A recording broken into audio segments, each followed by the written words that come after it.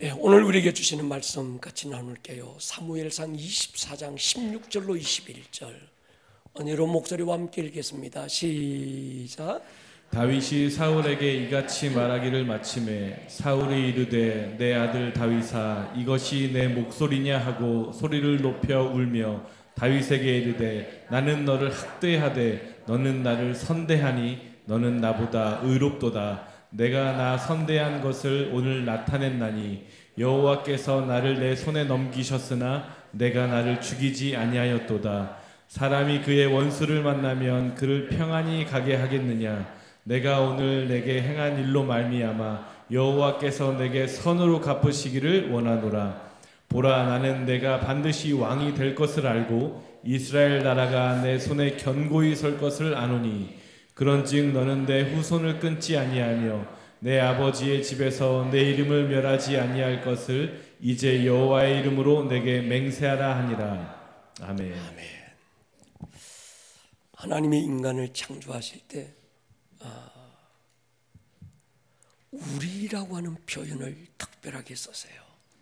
1장 26절에 보면 우리의 형상을 따라 우리의 모양대로 우리가 사람을 만들자. 여기서 우리는 성부, 성자, 성령님, 하나님은 우리라고 하는 공동체로 존재하시면서 다른 짐승을 창조하실 때는 하나님이라는 단수로 자기를 나타내시는데 인간을 창조하실 때만 우리라고 하는 공동체로 자기를 나타내시죠. 성부, 성자, 성령님. 이 말은 인간은 홀로 존재하는 것이 아니라 공동체를 통해서 성장하고 공동체를 통해서만 인간다운 인간으로 살 수 있도록 처음부터 디자인하신 거예요. 또 하나의 특별함이 있다면 다른 모든 짐승들은 처음부터 암수로 창조하시는데 인간은 아담 혼자만 창조합니다. 그리고 일정 시간이 지난 다음에 아담의 갈비뼈를 빼서 하와를 만들고 아담에게로 이끌어 오시죠. 이유가 어디 있을까? 힌트는 아담에게 주어진 첫 미션을 보면 알 수 있습니다. 하나님이 아담에게 주신 첫 미션은 하나님이 만드신 동물들의 이름을 짓는 거예요. 창세기 2장 보십시오. 아담이 모든 가축과 공중의 새와 들의 모든 짐승에게 이름을 주니라. 그리고 바로 뭐라고 나오는가 하면 아담이 돕는 배필이 없었다 이렇게 말해요. 짐승의 이름을 짓는 것과 하와를 만들어 주신 것에는 어떤 연결점이 있다는 거예요. 제가 생각해 봤습니다. 짐승이 한둘도 아니고 그 많은 짐승들의 이름을 지어줄 때 아담이 굉장히 고민했을 것 같아요. 아담이 부르는 그 이름이 그의 이름이 됐다면 아담은 그 이름을 짓기 위해서 동물들마다 특별한 점을 관찰했을 거예요. 모양, 색깔, 생김새, 어떤 특성에 따라서 이름을 다르게 지어줘야만 했습니다. 어떤 건 목소리가 예쁘니까 깨꼬리라고, 어떤 짐승은 목이 기니까 기린이라고, 사자, 토끼, 많은 그 동물들의 특징과 색깔과 행동에 따라서 그 이름들을 다르게 지어줍니다. 그리고 저녁이 돼서 집에 돌아와 잠자리에 들 때쯤 아담은 낮에 자기가 이름을 지어주었던 동물들의 모습이 떠올랐을 거예요. 펄펄 나는 적개꼬리 암수스로 얼마나 정다운지. 동시에 자신의 외로움이 느껴지기 시작했을 거예요. 나는 왜 혼자지? 나는 왜 짝이 없지? 그 허전함, 그 외로움. 아마 아담 안에는 짝에 대한 절박함과 간절함이 일어났을 거예요. 하나님의 의도가 거기 있었습니다. 인간은 그저 하나님께서 남자와 여자를 창조해 주신 게 아니라 서로에 대한 절박함과 간절함을 통해서 만들어지는 거예요.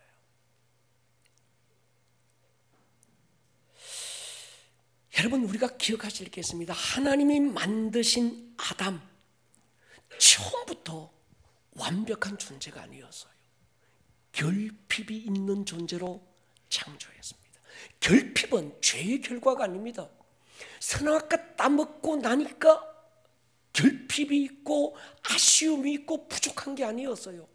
선악과 따먹기 전에도 하나님이 아담을 만드실 때 아담은 뭔가 결핍이 있고 부족한 존재로 창조하신 거예요. 여러분, 아담만이 아니라 이 땅을 사는 모든 사람들은 다 결핍이 있습니다. 저 사람이 뭐가 부족한 게 있을까? 아니에요. 저 사람이 뭐가 아쉬운 게 있을까? 다 가진 것 같아. 아니에요. 가슴을 비집고 들여다보면 이 사람은 이게 아쉬운데 저 사람은 저게 부족해. 저 사람은 저게 연약한데 이 사람은 이게 결핍인 거예요. 그래서 오늘부터 연말까지 매주일 우리가 이 시간에는 성경에 등장하는 사람들의 내면을 들여다볼 겁니다. 한 시대 하나님께서 믿음의 영웅처럼 히브리서 11장에 내세웠던 그 사람들, 그들 내면의 결핍과 내면의 연약함들을 한번 돌아보게 될 겁니다. 야곱의 상처는 엄마 리브가의 편애에서 시작됩니다. 사울의 상처는 조상 베냐민 지파의 아픈 역사에서 나왔고, 다윗의 아들 압살롬은 아버지 다윗과 애착 관계 실패에서 폭발했습니다. 기드온은 아버지가 섬긴 우상의 그늘에서 일평생 헤어나오지 못했어요. 우리 치유 여행, 연말까지 한번 해볼 텐데 쉽지 않을 겁니다. 때로 성경의 인물들이 내 모습과 투영되면서 내 안에서 어떤 아픈 진통이 일어날 수 있고,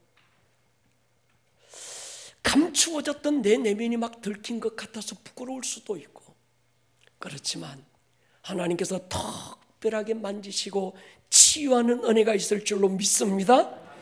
알아야 보이는 것들이 있고 알아야 그제서야 들리는 것들이 있습니다. 여러분, 사람은요 몸이 있고 마음이 있어요.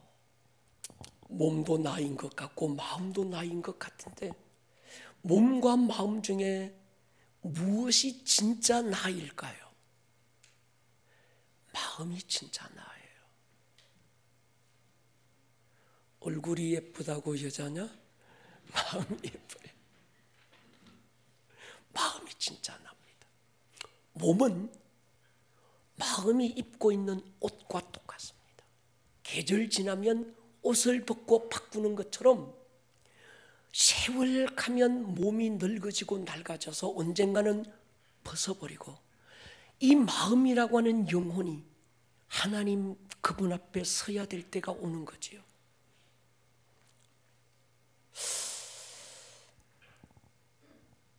마음을 잘 가꾸시기를 축복합니다. 마음을 지키라고 성경은 말해요.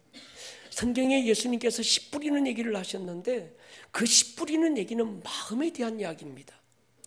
짱돌로 가득한 마음에 그 돌을 골라내고 거북이 등짝같이 굳은 강박한 마음 갈아엎고, 그 다음에 말씀의 씨를 뿌릴 때 그 마음에서부터 30배, 60배, 100배 결실이 있다는 거예요.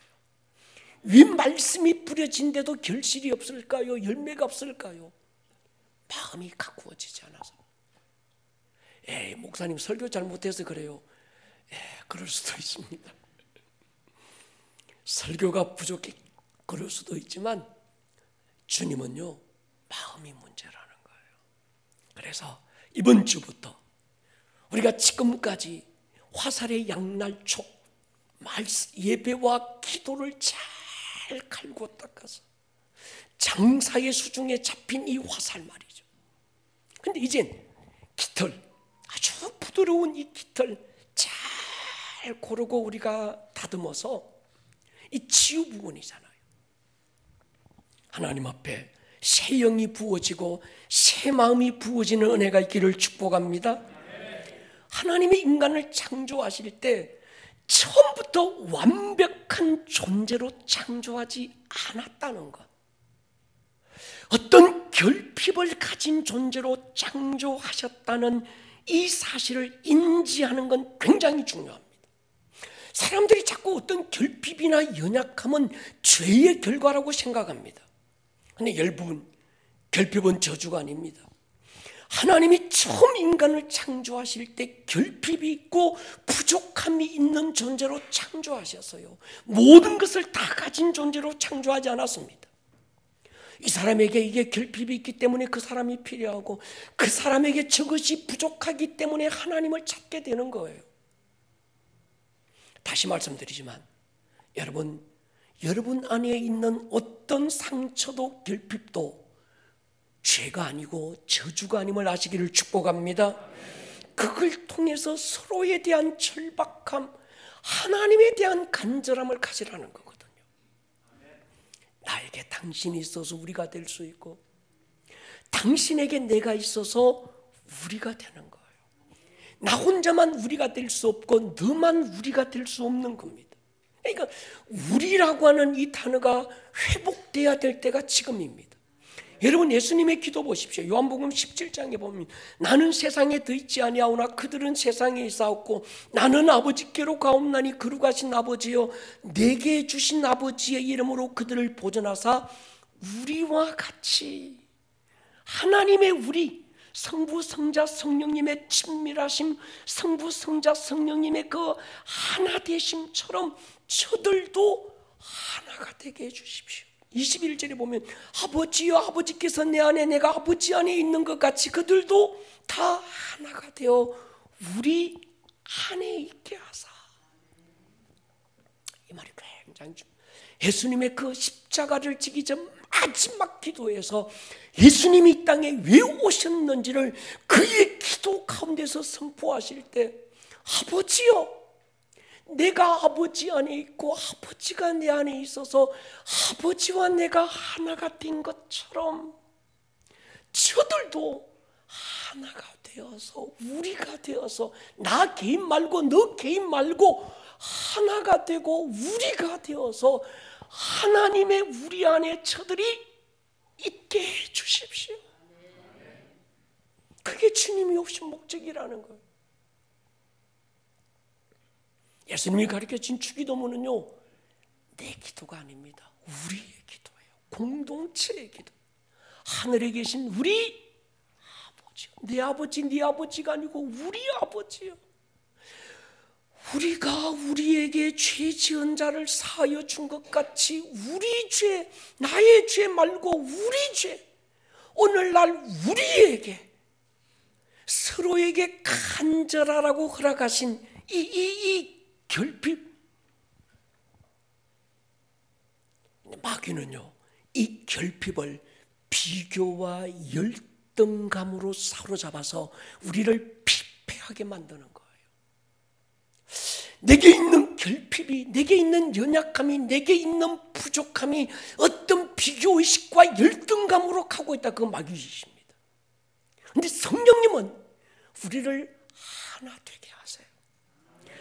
그분의 결핍이 나의 기도가 되고 나의 연약함이 너의 기도가 돼서 서로 12폭 치마폭으로 감싸 안고 하나가 되어서 한 아버지 앞에 나가게 하는 거예요.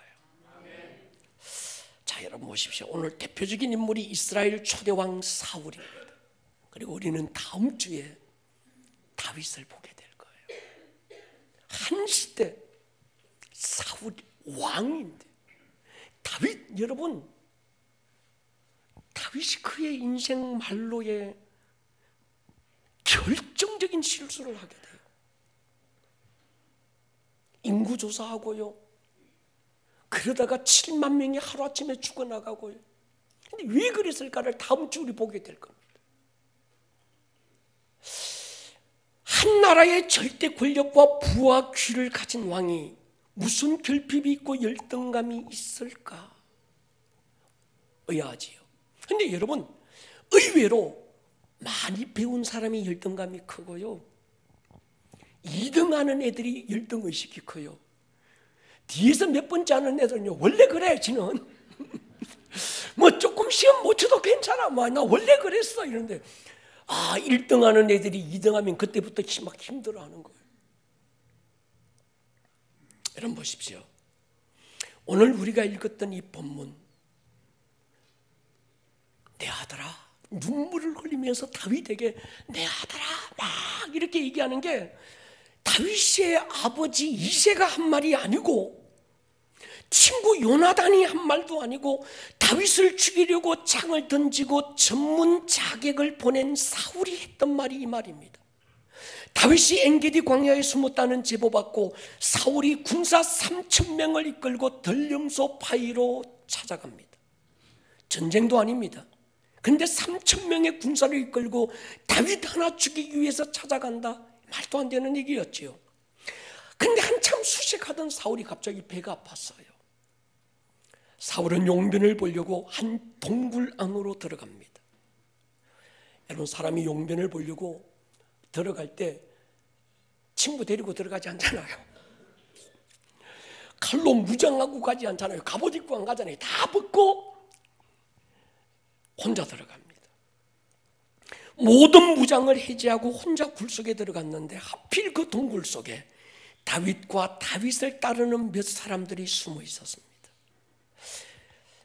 사울이 용변을 보고 있는 모습을 보고 다윗 옆에 있던 신하가 충언을 해요.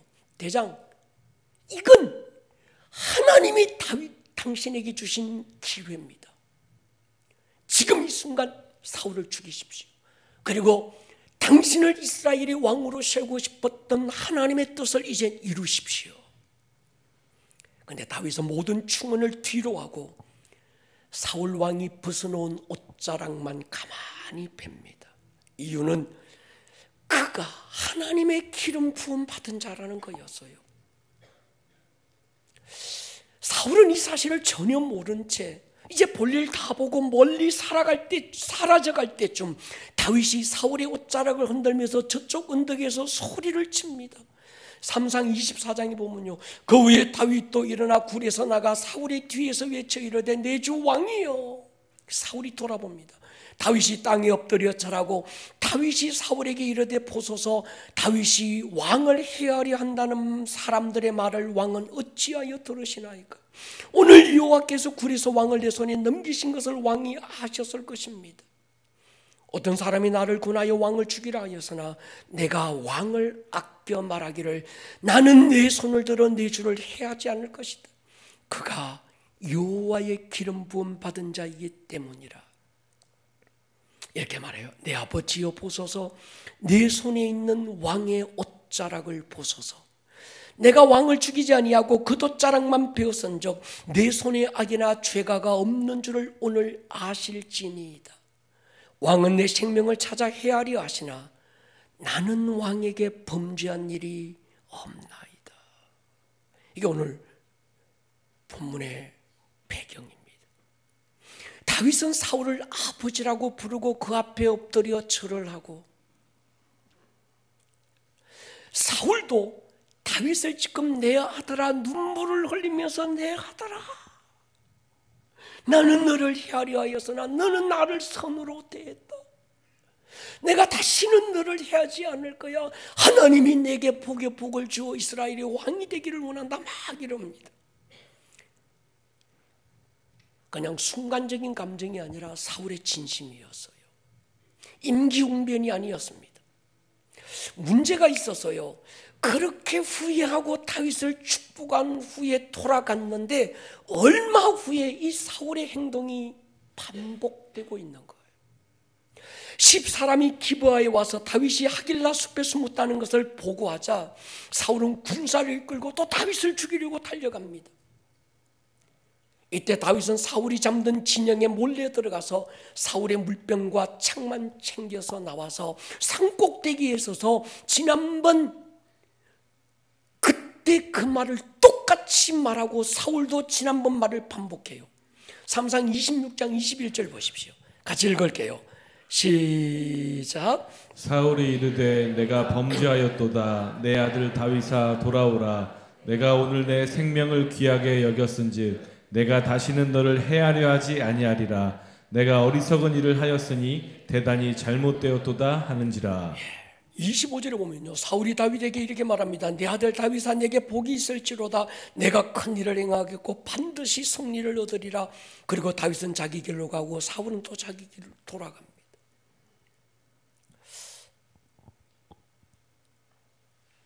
어제의 그 패턴이 후회하면서 내가 왜 이랬을까 자책하면서도 또 이게 반복되고 또 반복되고 있는 거예요. 사울이 지금 다윗 앞에서 내가 잘못했다, 내가 너를 축복한다, 이게 거짓이 아니고 진심이에요. 근데 지금 문제는 사울의 감정이 기복이 지금 있는 겁니다. 하늘을 찌를 때도 있고 다운되면 땅을 파고들기도 하는 거예요. 이 사울의 모습은 길보아 전투에서 죽을 때까지 반복되고 있습니다. 현대의학에서는 양극성 조울증 또는 우울증이라고 진단하고 있어요. 사울이 왜 이런 사람이 되겠냐는 거예요. 그가 아쉬운 게 뭐가 있고, 그가 부족한 게 뭐가 있고, 그가 지금 뭐 아쉬울 게 왕이잖아요. 왕의 자리에 앉아 있는 거예요. 근데 지금 사울이 왜 이렇게 됐을까? 왕의 자리에 앉아서도 왜 그토록 다윗을 죽이려고 그러고, 왜 그토록 그의 감정이 하늘을 찔렀다가 땅을 파고들었다가 이게 반복되고 있을까? 후회하고 또 지도하고 또 후회하고 뉘우치고 왜 이럴까라고 하는 거예요. 사울은 원래 이런 사람이 아니었습니다. 첫 번째 보면요, 사울은 베냐민 지파의 유력한, 여기서 유력하다는 건 아주 가문이 탁월한 가문이라는 거예요. 그 가문의 기스의 아들이라는 겁니다. 사무상 9장에 보면요, 베냐민 지파 기스라 이름하는 유력한 사람이 있었다. 아비멜렉의 아들이고 수룰의 손자고 베고라스의 정손이고 아비야의 현손 베냐민 사람, 기스에게 아들이 있는데 그의 이름이 사울이고 준수한 소년이라. 이스라엘 자손 중에 그보다 더 준수한 자가 없었다. 피지컬이, 얼굴이 깎아놓은 조각처럼 잘생겼다는 거예요. 그냥 동네에서 잘생겼다 이게 아닙니다. 이스라엘 중에서 최고 잘생긴 사람이 사울이었어요. 키가요, 모든 백성보다 어깨 이만큼 더 컸다. 난 그래도 키가 좀 돼야, 근데 사울 앞에 가면 여기까지밖에 안 와. 그랬던 사울이라는 거예요. 그는 순종의 사람이었습니다. 사무상 9장에 보면 아버지 기스가 암나귀 한 마리를 잃어버려요. 그 아버지가 사울에게 너 암나귀 좀 찾아와. 아버지 암나귀를 찾기 위해서 에브라임 온 산지를 뒤지기 시작합니다. 지금으로 말하면 암나귀 새끼 한 마리 찾으려고 강원도 온 산과 들을 다 헤맨 거예요. 순종의 아들, 모범적인 아들이었습니다. 세 번째 믿음의 아들이었습니다. 나중에 암나귀를 찾지 못하니까 누구를 찾아가는가 하면 하나님의 사람을 찾아가서 기도받자는 거예요. 여러분, 기도 아무나 받는 거 아닙니다. 믿음이 있어야 받는 거예요. 근데 돈이 없어. 하나님의 사람에게 가려면 뭔가 예물을 드렸는데 예물이 없어. 그것 가지고 막 안타까워합니다. 겸손한 사람입니다. 사완에게 있던 은동 가지고 사무엘을 찾아가요.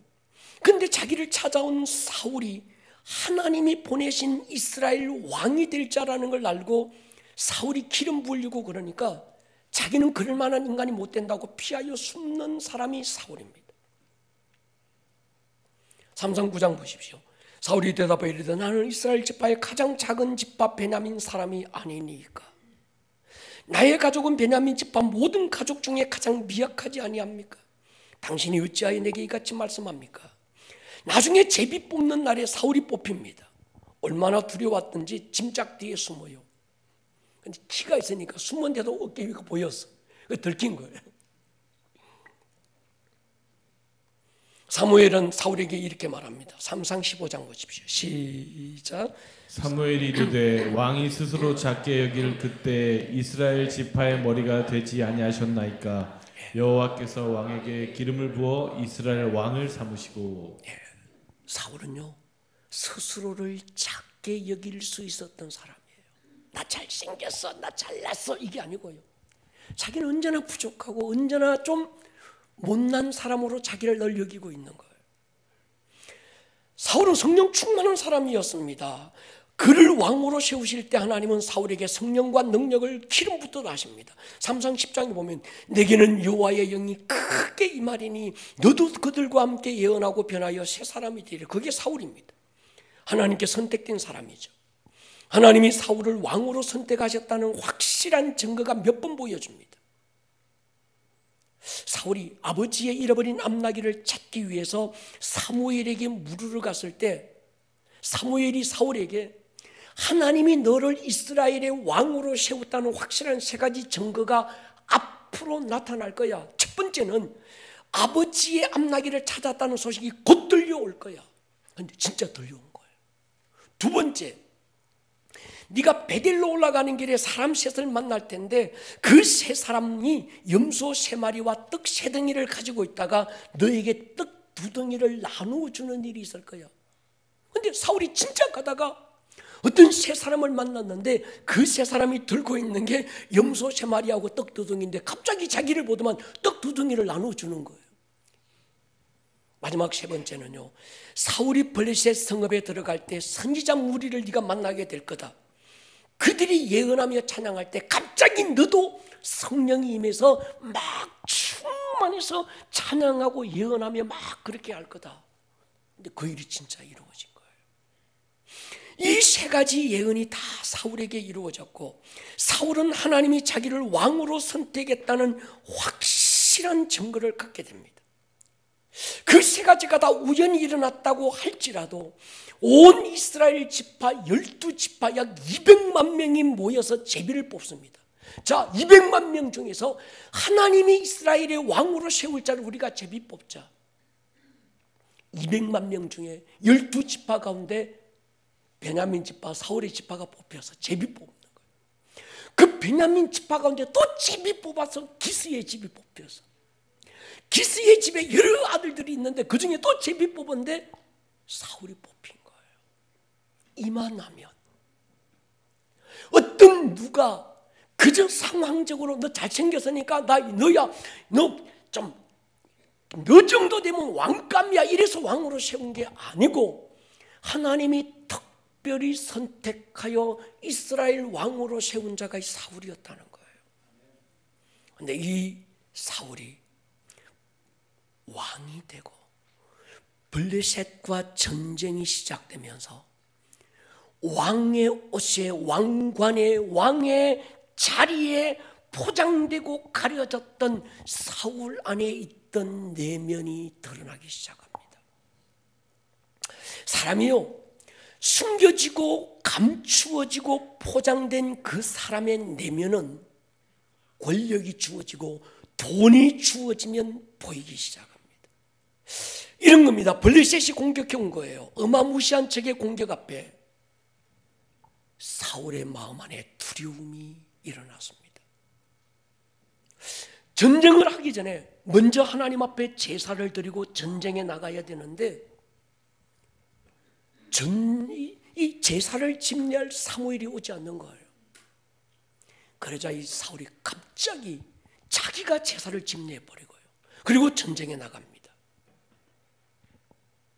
나중에 사무엘이 와서 야단을 치니까 사무엘에게 뭐라고 그러는지 아세요? 내가 그린 게 아니고 저 백성들이 내게 와서 지금 상황이 급하니까 빨리 제사하자. 사무엘이 안 왔는데 백성들이 그럼 왕이 하면 되지 않습니까? 이래 가지고 갔다는 거예요. 아말렉과 전쟁에서도 사울은 같은 모습으로 변명합니다. 3상 15장 15절 보십시오. 시작. 사울이 이르되 그것은 무리가 아말렉 사람에게서 끌어온 것인데 백성이 당신의 하나님 여호와께 제사하려 하여 양들과 소들 중에서 가장 좋은 것을 남김이요 그것 외의 것은 우리가 진멸하였나이다 하는지라. 하나님께서 아말렉과 전쟁에 나가면 모든 살아있는 건 죽이라는 하렘을 선포해요. 그런데 좋은 걸 남깁니다. 아각 왕을 살려줘요. 사무엘이 와서 왕이요, 하나님이 다 멸하라고 했는데 이 진중에 양의 울음소리가 뭡니까? 그럴 때 이 사울 왕이 하는 말이 백성이 그랬다는 거예요. 저 철딱선이 없는 백성들이 알지 못하고 이 양들 살찌고 포동포동한 걸 남겼는데 내가 가서 니들 왜 남겼느냐 물어보니까 하나님 앞에 제사하려고 남겼다고 얘기하는 거예요. 삼상 15장 20절을 보십시오. 사울이 사무엘에게 이르되 나는 실로 여호와의 목소리를 청종하여 여호와께서 보내신 길로 가서 아말렉 왕 아각을 끌어왔고 아말렉 사람을 침멸하였으나 다만 백성이 그 마땅히 멸할 것 중에서 가장 좋은 것으로 길갈에서 당신의 하나님 여호와께 제사하려고, 자기는 말씀대로 순종하려고 했는데 누가? 백성들이 그랬다는 거예요. 그리고 그 전쟁에서 승리한 자신의 기념비를 세워버립니다. 사실 사무엘이 늦은 게 아니었습니다. 사무엘은 제 시간에 왔어요. 백성의 마음이 흩어진 게 아니었습니다. 실제는 사울 안에 있던 두려움이 드러난 거예요. 여러분, 사람은요, 두려움이라고 하는 건 상황 때문에 두려움이 생기는 게 아니라 내 안에 감추어져 있던 불안과 두려움이 상황을 만나면 나타나기 마련입니다. 아멘입니까? 아멘. 여러분 보십시오. 이 두려움이 일어나면 사람은 조급해지게 됩니다. 갑자기 막 안절부절해져. 그리고 하나님보다 상황을 크게 보게 돼요. 두려움은 영적인 거예요. 두려움은 또 다른 불신앙이고 두려움은 또 다른 교만인 거예요. 나중에 사울이 이렇게 고백합니다. 사무상 15장 보십시오. 시작. 사울이 사무엘에게 이르되 내가 범죄하였나이다. 내가 여호와의 명령과 당신의 말씀을 어긴 것은 내가 백성을 두려워하여 그들의 말을 청종하였음이니이다. 아멘. 백성을 두려워했지만 그 두려움의 배경은 백성이 두려웠던 게 아니에요. 사울 안에 어떤 불안과 두려움이 늘 내재하고 있었던 거예요. 그것이 상황을 만나니까 사람들이 두려워지게 되고 상황에 대한 조급함이 일어나기 시작한 겁니다. 또 한 사건을 들여다보십시다. 한 번은 사울이 여인들이 부르는 노래를 듣게 돼요. 삼상 18장 보십시오. 여인들이 뛰놀며 노래하여 이르되 사울이 죽인 자는 천천히요 다윗은 만만이로다. 한 번만 듣는 게 또 듣습니다. 29장 5절에 보면요, 그들이 춤추며 노래하여 이르되 사울이 죽인 자는 천천히요 다윗은 만만이로다 하던 그 다윗이 아니니까. 여자들의 입이 참 방정입니다. 여러분, TV 보다가 연예인 보고 남편 옆에 놔두고 와,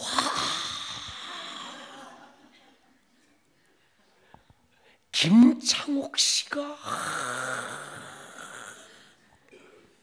그때부터 그 남편은 김창옥이하고 원수되는 거야. 이제 당신이 김창옥이 뺨칠 정도로 더 멋있어 이래야 되는데, 그러니까 지금 사울이 듣는 데서 여자들이 뭐라고 노래 부르는가 하면 사울은 천천히요 다윗은 만만이래. 사울 안에 시기가, 그때부터 사울이 뭐라고 그러는지 아세요? 18장 8절에 보면요, 사울이 그 말에 불쾌하여 심히 분노합니다. 다윗에게는 만만을 돌리고 내게는 천천만 돌리니 다윗이 얻을 게 나라 말고 또 있겠느냐. 그때부터 사울이 다윗을 죽이려고 작정하기 시작하는 거예요. 여러분, 그냥 철딱선이 없는 여자들이 노래한 거야 그냥. 근데 그건데 사울 안에 있던 깨어진 자상을 건들기 시작한 거예요.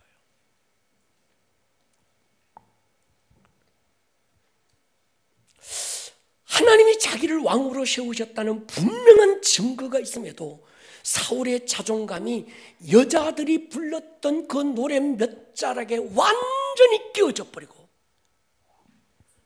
그때부터 사울은 40년 왕으로 있는 동안에 자기 손에서 칼과 창을 손에서 놓은 적이 없습니다. 똥 눌 때 외에는. 그만큼 두려운 거예요. 누구도 믿지 못합니다. 심지어 자기의 아들 요나단까지 믿지 못해요. 사무상 22장에 보십시오. 사울이 곁드신 신하들에게 이르되 너희 베냐민 사람들아 들어라. 이새의 아들 다윗을 얘기합니다. 너희에게 각기 밭과 포도를 주며 너희를 천부장 백부장으로 삼겠느냐. 너희가 다 공모 서로 짜고 나를 대적해서 내 아들, 이건 누군가 하면 누굽니까? 요나단을 얘기하는 거예요. 내 아들조차도 이새의 아들 다윗과 맹약합니다. 내게 고발하는 자가 하나도 없고 나를 위하여 슬퍼하거나 내 아들이 내 신하를 선동하여 오늘이라도 매복했다가 나를 치리하는 걸 내게 알리는 자가 하나도 없다. 이 말은 뭡니까? 믿을 만한 인간이 없다는 거예요. 내 새끼조차도 내가 못 믿겠다는 겁니다. 저들도 다윗 편에 서서 아니거든요. 요나단은 끝까지 아버지 편에 서요. 그런데 사울이 그 내면에 이게 지금 무너져 있는 거예요. 누구도 믿지 못하고 모든 사람들이 자기를 죽이려고 그러고 자기의 왕위를 빼앗으려고 한다는 피해의식이 이 사울의 마음을 지금 덮고 있는 거예요.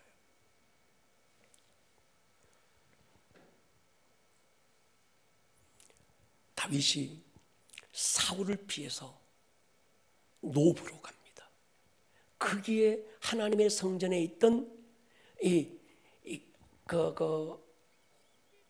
골리앗의 칼을, 그 성전 안에 두었던 전리품으로 둔 골리앗의 칼을 들고 제사장 외에는 먹지 못하는 진설병을 먹고 이제 가드로, 블레셋 가드 왕 아기스에게로 도망가요. 그 소식을 듣고 이 사울이요, 대제사장 아비아다를 칼로 죽이고 제사장 85명을 죽여버립니다. 그만이 아닙니다. 노비라는 땅의 모든 남자와 여자와 아이들을 진멸시켜버려요. 제가 이번에 노브 땅을 갔다 와서 그 피 흘린 현장을 가보고 왔습니다. 여러분 보십시오. 지금 이 사울 안에 있던 이 피해의식, 깨어진 자상, 모든 것에 대한 불안과 두려움, 조급함, 안절부절해지고, 왜 이랬을까? 왜 사울 안에 사울이 왜 이렇게 반응했는가 하면 사울 안에 있던 상황이 아니고요, 여러분. 상황이 아니고 사울 안에 있는 어떤 깨어진 자상과 불안과 두려움과 어떤 결핍이 지금 사울을 그렇게 몰고 가고 있는 거예요. 사울의 마지막은 참 비참합니다. 블레셋과의 전투에서 세 아들과 함께 전투에 나갔다가 요나단 이하 두 아들과 함께 죽어요. 블레셋에서 쫓기다가 스스로 자결합니다. 그의 시체는 벳산 성벽에 걸리고 공중의 새가 뜯어먹고 성경에서 가장 비참한 말로를 당한 사람이 사울입니다.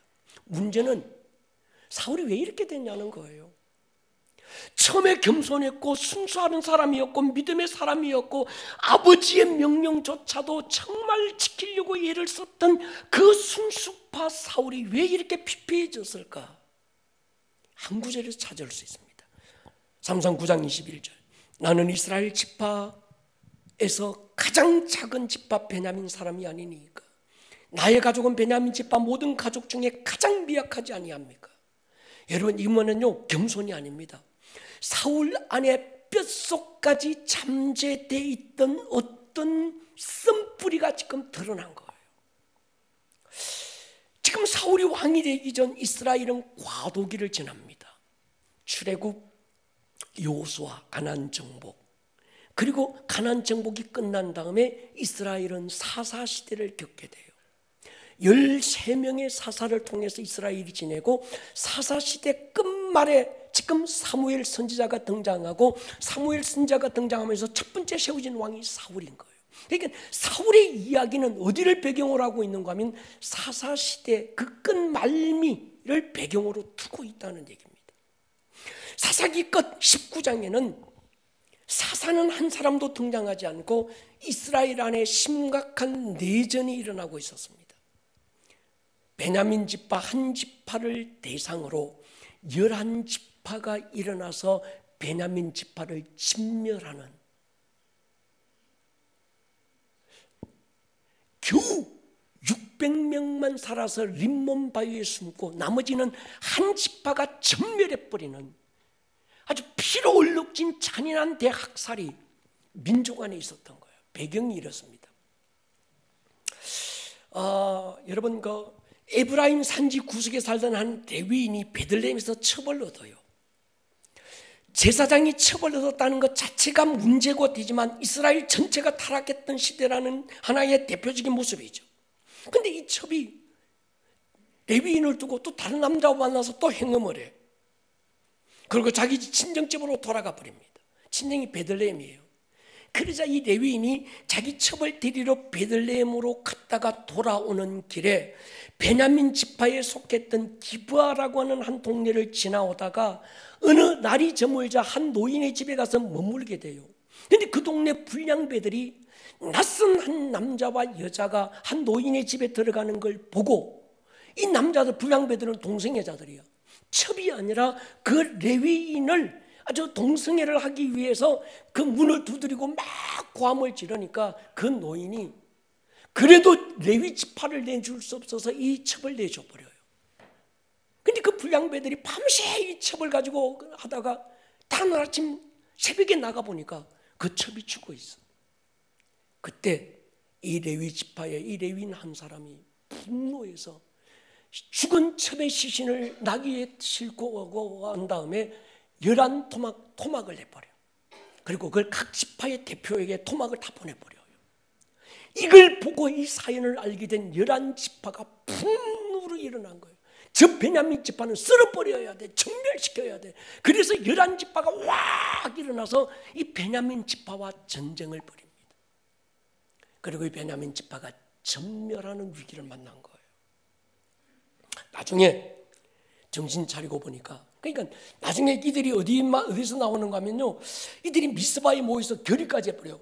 우리 11지파에 어떤 남자도 여자도 베냐민 지파와 결혼시키지 말자. 저들은 천하고 저들은 아주 막 인간도 아니고 막 이런 식으로 해버린 거예요. 맹약해버립니다. 근데 나중에 정신 차리고 보니까 이스라엘 지파는 원래 12지파여야 완성이 되는데 한 지파가 사라지게 된 큰 이 아픔을 보면서 11지파가 그제서야 후회합니다. 그러면서 이 베냐민 지파를 살리기 위해서 한 가지 하는 게 축제를 벌여놓고 여자들을 각 지파에서 초청해놓고 이 베냐민 지파의 남자들한테 다 보쌈해가지고 가라 몰래. 이래가지고 겨우 이제 생존을 남겨두게 된 게 베냐민 지파였다는 거예요. 그 배경을 두고 지금 사울이 지금 그 얘기를 하고 있는 거예요. 이해가 되면 아멘 하십시다. 그러니까 여러분, 사울의 이 이야기는 시대적인 비극이 배경이 되고 있습니다. 베냐민 지파 사람들은요, 어디를 가더라도 열등의식과 수치심을 떨칠 수가 없어서요. 사울이 사무엘에게 했던 말이 그겁니다. 나는 12지파 가운데서 가장 작은 지파 베냐민 지파 사람 아닙니까? 베냐민 지파 가운데서도 가장 못났고 가장 미약한 이 집안의 내가 아닙니까? 지금 이 얘기하는 거예요. 그건 겸손이 아니라 지금 뭡니까? 시대적인 배경을 두고 지금 얘기하고 있는 거예요. 사울은 자기가 베냐민 지파 출신이라는 것에 대한 수치심과 열등감에 시달렸고, 다른 지파 사람들이 자기를 해칠지도 모른다는 불안과 두려움이 늘 내재되어 있었습니다. 사람들은 자기를 두고 유력한 집안 준수한 남자라고 인정하는데, 스스로는 나는 늘 못났고 부끄럽고 약하고 초라한 부정적 자상이 늘 붙들려 사는 거예요. 왕의 자리에 앉았고 모든 좋은 걸 다 가진 사울인데도 그 마음 깊은 곳에 뿌리 내린 이 아픈 쓴뿌리가 견고한 성처럼 그를 지금 가두어 버린 거예요. 여러분, 자상이 굉장히 중요합니다. 제가 목사가 되고 상담을 전공하고 많은 성도들을 보면서 그 사람만의 자상이, 자존감이 세워지지 않으면요, 모든 걸 가지고도 늘 열등감에 사로잡혀요. 사람들이 자기를 무시한다고 생각해요. 사람들이 자기를 그냥 천하게 여긴다고 생각해요. 아닌데 자기가 스스로를 그렇게 여기는 거예요. 나는 얼굴이 못나서, 나는 가진 게 없어서, 배운 게 없어서 사람들이 나를 깜보고 무시할 거야, 이렇게 생각하는 거예요. 그게 언제 만들어지는가 하면 실제 없고 못나서가 아닙니다. 내가 볼 때 잘생겼어요. 내가 볼 때 그렇게 이뻐요. 그런데 스스로는 자기는 못났다고 생각하는 거예요. 자기처럼 이렇게 왜 이렇게 초라하고 나는 왜 이렇게 못생겼을까? 우리 엄마 탓일까? 아빠 탓일까? 막 그리고 비관하고 스스로를 늘 자책하고 이렇게 사는 거예요. 왜 그런가 하면 자기가 원래 그랬어가 아니고 그 사람 속에 만들어진 자상이 그런 거예요. 이 자상이 언제 만들어지는가 하면 태어나서 3살 때까지 만들어지는 거예요. 이 3살 때 엄마 아버지가 그 아이의 자존감을 심어주고 네가 얼마나 소중한 존재인지, 실수하고 실패하더라도 용납되고 용서받고 인정받는 그 말 한마디, 넌 소중해, 넌 귀해, 넌 대단해, 막 이런 이 자존감이 세워지지 않으면요, 이 사람이 어른이 되잖아요. 늘 지는 못났대, 늘 부족하대. 그게 겸손이 아니고 뼛속까지 그렇게 돼 있는 거, 심어져 있는 거예요. 사람들이 자기를 늘 깜본다고 생각하고 개무시한다 생각하고 사람들이 자기를 막 어떻게 해칠지 모른다 생각하고 모든 사람을 불신하고 모든 사람들을 가까이 하지 않는 겁니다. 저게 언제 또 나를 이렇게 할지 몰라. 심지어 가족들까지도 그렇게 생각해요. 사울이 자기 아들조차 안 믿는 거예요. 여러분의 자녀들 자상을 잘 세워주시기를 축복합니다. 여러분, 어떤 상처도 치유될 수 있습니다. 어떤 상처도 에너지가 될 수 있고 그 상처가 별이 될 수도 있습니다. 그런데요, 치유되지 못한 상처는 흉한 흉터로 남게 되고 그 흉터가 그 사람의 일생의 옷처럼 덮여져서 좋은 메이크를 입고 있지만 자기는 늘 누더기를 입고 있다고 생각하는 거예요. 그러니까 다 보여주는 것으로 자기를 증명하려고 그래요. 그런데도 그것으로 채워지지 않으니까 끝없이 사람들의 눈치를 보게 되고 다른 사람들의 인정 욕구에 시달리게 되고 이렇게 되는 거예요. 여러분, 다시 말씀드립니다. 누구도 결핍이 있습니다. 근데 그 결핍은 죄의 결과가 아니에요. 저 사람에게 뭐가 부족할까? 가서 얘기해 보세요. 저 사람에게 뭐가 아쉬울까? 만나보세요. 다 아쉬움이 있고 다 부족한 게 있어. 결핍이 있기 때문에 그 사람이 필요한 거예요. 아멘입니까? 아이고, 우리 남편은 좀 부족해요. 그래서 당신이 있는 거예요. 아니면 그 남편은 혼자 살지 왜 당신이 필요하겠어요? 아이고, 우리 아내는 좀 못났어. 그래서 당신에게 붙여준 거예요. 당신이 있어야 되는 거예요. 그래서 교회가 있어야 합니다. 모든 상처도 결핍이 있기 때문에 공동체가 필요한 거예요.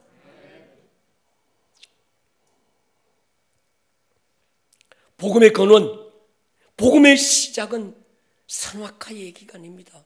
그 이전 선십으로 가셔야 돼요. 우리가 누굽니까? 하나님의 아들들입니다. 이건 고함을 질러야 합니다. 결핍이 있고 좀 연약감이 있고 주고받은 상처가 내 안에 흉한 흉터처럼 남아있지만 이건 예수와 함께 십자가에 못 박고 새로운 피조물입니다. 나의 어떠함이 아니라 신분이 달라진 거예요. 존재가 달라진 거예요. 선십으로 시작해서 킹십으로 결론 지어야 돼요. 상처 없이 피는 꽃이 어디 있습니까? 흔들리지 않고 피는 꽃이 어디 있어요? 근데 여러분, 그럴지라도 우리의 우리됨은 나의 나됨에 있는 게 아니에요. 아멘입니까? 문득 시계를 봤는데 벌써 끝나라는 것 같아요. 자, 여러분 보십시오. 시간이 없어서 마치겠습니다. 일전에 여러분 보십시오. 복음의 완성은 공동체예요. 복음은 가정 공동체 안에서 완성되고 교회 공동체 안에서 열매 맺습니다. 아담의 옆구리 찢어 상처내고 가정이 세워졌고 예수님의 옆구리 찢어 그 상처에서 교회가 태어난 거예요. 가정과 교회는 우리의 연약함을 서로 보완하고 치유하고 세우라고 하나님이 주신 최고의 선물입니다. 인카운트에서 그런 얘기했습니다. 나사로를 살린 건 주님의 일이었어요. 나사로야 나오너라. 그런데 나사로의 결박을 풀어주는 일은 배단위 공동체가 하는 거예요. 풀어놓아 다니게 해라.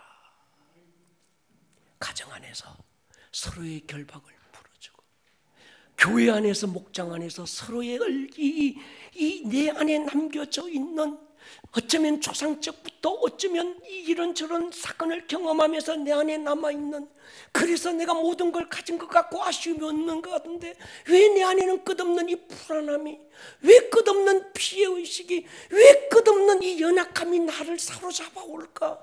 그래서 불안하고 전전긍긍해지고 이유가 있어요.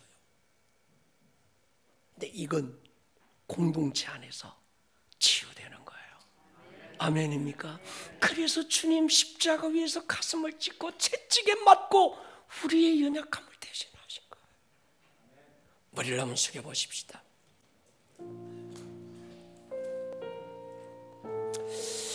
사랑하는 여러분, 잘 생각해 보십시오. 혹시 오늘 여러분 안에 이런 사울 같은 이런 불안과 두려움이 끝없이 여러분을 지배하고 있는 분은 없습니까? 스스로를 나는 늘 못났다, 나는 늘 부족하다, 자기를 정죄하고 끝없는 비교의식과 열등감에 사로잡히는 분 없습니까? 여러분, 왕인데 왕이라도 자기 안에 일어나는 이걸 해결하지 못하니까 삶이 피폐해지고 말았습니다. 오늘 주님 손에 올려드리십시오. 그리고 아무것도 두려워하지 마라.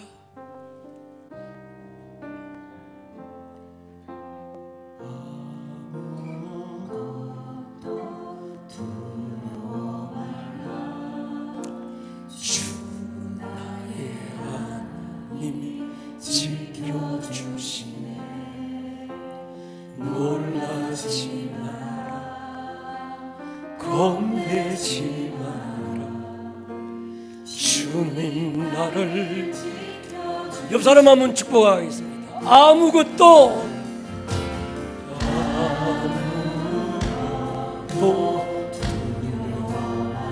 주 너의 하나님이 지켜주실 거예요. 놀라지 마, 겁내지 주님. 자리에 소리 한번 이렇습니다. 내 마음이 힘에 겨워 지칠지 주님 나를 지켜주시네. 세상에 험한 고난 몰아칠 때도 주님 나를 지켜주시네. 주님은 나의 산성, 주님은 나의 용, 주님은 나의 소망, 나의 힘이 되신 여호와. 가슴에 손을 한번 얹어 보십시오. 나도 모르게 나도 알지 못하는 내 안에 남아있는 뿌리 내린 어떤 불안과 두려움, 깨어진 자상이 있다면 이 시간 주가 만지실 것입니다. 피 묻은 주의 두 손이 회복시키실 것입니다.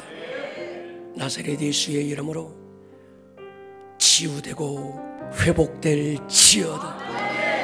왕같은 제사장입니다. 거룩한 나라요 하나님의 소유된 백성들입니다. 새 영을 부어주십시오. 새 마음을 부어주십시오.